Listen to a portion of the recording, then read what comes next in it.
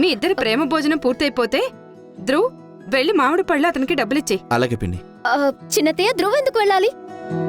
ఇంకెవరైనా కూడా వెళ్ళొచ్చు కదా. ధ్రువ్ భోజనం చేస్తున్నాడు ఏం చిన్నతయ్య. పర్వాలేదు ఉన్నతి, నేను ఇచ్చేసి వస్తాను. ఆగు ధ్రువ్, ఈ ఇంట్లో ఇంకా చాలా మంది ఉన్నారు. వాళ్ళ పర్సులో కూడా డబ్బులుండే ఉంటాయి. మరి నువ్వెందుకు భోజనం అనుకుని వెళ్ళడం? ఓ మహారాణి, మేము ఇంత చీప్ గా ఆలోచించాం.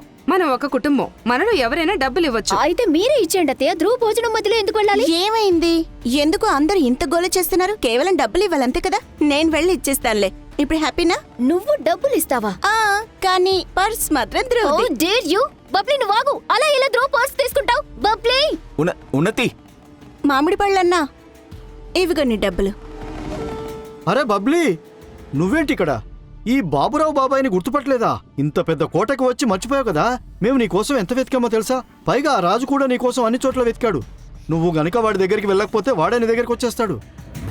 చూడండి, ఇక్కడ బాబాయ్ కూతురు ఎవ్వరూ లేరు. ఇవ్వు, మీకు డబ్బులు ఇచ్చేసింది కదా. అరే. ఇదిగోండి, ప్లీజ్ వెళ్ళిపోండి.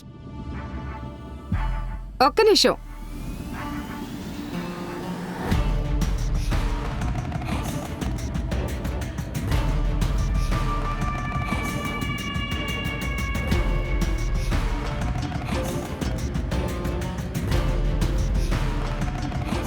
నీకు బబ్లీ తెలుసా?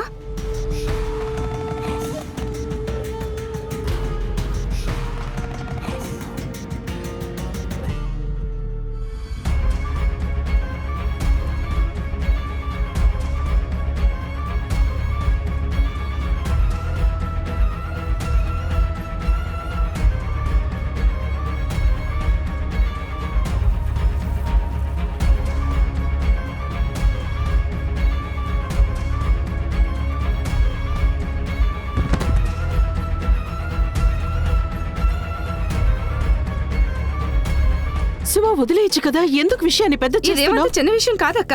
నేను దీన్ని ఇలా ఊరికే వదిలేను. నేను ఈ రోజు అన్ని తెలుసుకుని తీరుతాను. ఆ మామిడికాయలు అతను ఈ అమ్మాయికి బాబాయ్ అంటున్నాడు. ఇంతకీ ఆ రాజు ఎవరు? నిన్ను పిచ్చోళ్ళ వెతుకుతుంది ఎవరు? అది ఏంటి అది? అది మర్యాదగా చెప్పు.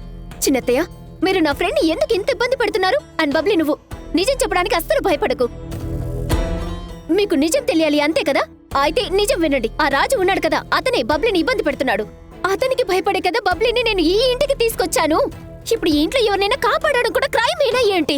ఓనతి, నేను నిన్ను అసలు ఏమీ అడగలేదు.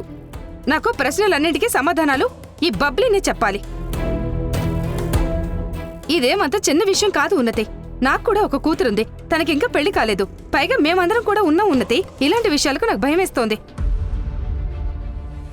నాకు అన్ని నిజాలు తెలియాలి. చెప్పు. నేను నిన్ను ఊరికే వదిలిపెట్టను. ప్లీజ్ వదిలేయండి. ఇవన్నీ మనం పట్టించుకోవద్దు. అయినా ఉన్నతి గ్యారంటీ ఇచ్చింది కదా బబ్లీకి. మరి మనకి సరిపోతుంది కదా. అయినా మనం బబ్లీ గురించి మొత్తం తెలియదు అంటే దాని అర్థం మనం ప్రతి విషయాన్ని అనుమానించాలని కాదు కదా. కానీ ధ్రువ్ చిన్నత్తయ్య, ధ్రువ్ చెప్పాలనుకున్నది చెప్పేశాడు కదా.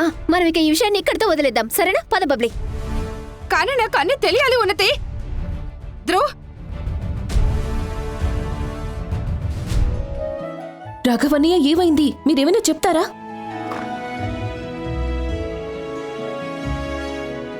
ఇదంతా ఏంటి పూర్ణిమ? ఎందుకు మీకేం నచ్చలేదా? లేదు పూర్ణిమ, నాకు బాగా నచ్చింది. ఇన్ఫ్యాక్ట్ ఏదో నా అల్మారా సర్దినట్టు లేదు, మొత్తం నా లైఫే సర్దినట్టు అనిపిస్తుంది. కానీ ఇదంతా నువ్వు చేయాల్సిన అవసరం ఏముంది? ఐ మీన్, ఎవరికన్నా చెప్తే వాళ్ళన్నా సర్దేస్తారు కదా దీన్ని. యాక్చువల్లీ రాఘవన్నయ్య, ఇదంతా చేసింది నేను కాదు, రేఖ చేసింది. కానీ ఇది ఎలా సాధ్యం?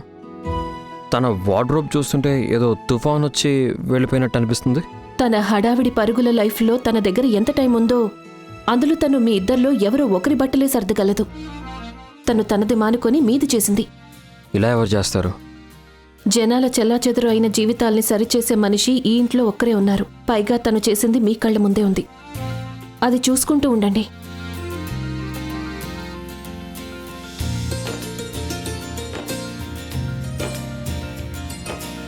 ఒకవైపు నువ్వు చాటుగా రోహిత్ని కలవడానికి వెళ్తావు, అండ్ ఇంకోవైపు నా కోసం ఇవన్నీ చేస్తుంటావు. నీకంటే ఎక్కువ కన్ఫ్యూజ్డ్ పర్సన్ని నేను నా లైఫ్లో చూడలేదు రేఖ. రాగా, రేఖ ఇక్కడ.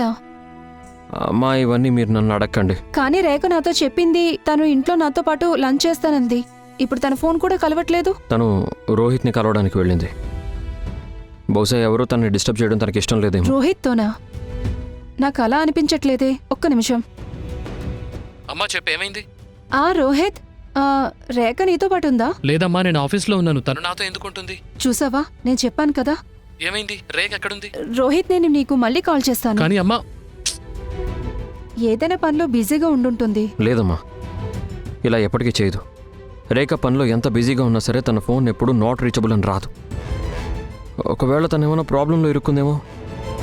రాఘవ్, రాఘవా, ఏమైంది నాన్న? నువ్వు ఎందుకు టెన్షన్ పడుతున్నావు? అంతా ఓకేనా? ఏం ఓకే కాదు అత్తయ్య. రేఖ రోహిత్తో ఉందని మీరే కదా చెప్పారు. కానీ తను ఎక్కడుందో ఎవరికీ తెలీదు. నేను నీకు చెప్పాను కదా నాన్న, నేను ఊహించాను అని. కానీ వాళ్ళు ఫోన్లో మాట్లాడుకుంటే విన్నాను. అయినా నువ్వు ఇప్పుడెక్కడికి హడావుడిగా వెళ్ళిపోతున్నావు? రేఖని వెతకడానికి అత్తయ్య. కానీ ఇంత పెద్ద ఊళ్ళో నువ్వు తన కోసం ఎక్కడిని వెతుకుతావు? రేఖ ఏమైనా ఇంట్లో ఉందా? అంటే తన ఫోన్ కలవట్లేదు. నేను చాలాసేపటి నుంచి ట్రై చేస్తున్నాను. రేఖ నీతో పాటు కూడా లేదా? నాతోనే ఉంది. నాకు ఒక టిప్ దొరికింది ఒక స్పాలో డ్రగ్స్ అవి చేస్తున్నారు అని. సో నేను అక్కడికి ఇన్వెస్టిగేషన్ చేయడానికి వెళ్ళిపోయాను. తర్వాత నాకు ఆఫీస్ నుంచి ఫోన్ వచ్చింది. అందుకే నేను రేఖను అక్కడ వదిలేసి వెళ్ళిపోయాను. అప్పటి నుంచి తనకు ఫోన్ చేస్తున్నాను కానీ కలవట్లేదు అసలు. రాఘవ్, రేఖ ప్రాణాలకు ఏమైనా ప్రమాదం ఉండొచ్చు. ఆ స్పా ఎక్కడ? శాంతినగర్లో. పద నాతో. రాఘవ, ఒక్క నిమిషం.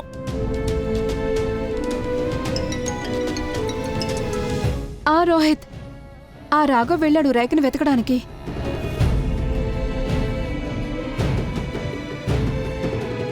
నేను ఆశించింది ఒకటైతే, ఏ పనైతే నేను మొదలు పెట్టానో అది పూర్తి అయిపోయి ఉంటే బాగుంటుంది. కానీ ఒకసారి చెక్ చేసుకోవాలి. నేను 2 పనులు ఏర్పాటు కూడా చేసుకోవాలి కదా. ఏ 2 పనులా?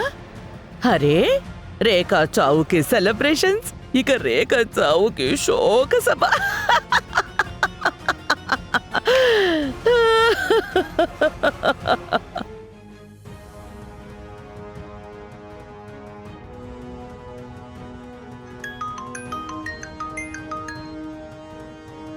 చెప్పండి మేడం. అరే విను, ఆ రిపోర్టర్ రేఖ బతికే ఉందా చచ్చిపోయిందా?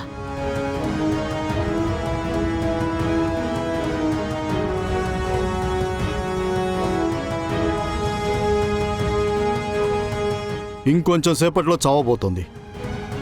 అస్సలు కదలట్లేదు. శబాష్. అస్తమిస్తున్న ఈ సూర్యుడితో పాటు రేఖ జీవితం కూడా అస్తమిస్తుంది. విను, ఇక మీరు కూడా అక్కడి నుంచి ఎక్కడికైనా వెళ్ళిపోండి. కానీ ఆ వెళ్ళిపోయే ముందు తలుపులు మాత్రం చక్కగా తాళం వేసేయండి. అదేంటంటే, రేఖ భర్త రాఘవ తనని వెతకడానికి బయలుదేరాడు. వాడు ఎట్టి పరిస్థితుల్లో అక్కడికి చేరుకోవడానికి వీల్లేదు. వాడు తనని కాపాడుకోకూడదు కూడా. అర్థమైంది కదా? అతనే కాదు, భగవంతుడు కూడా తనని కాపాడలేడు. శబాష్.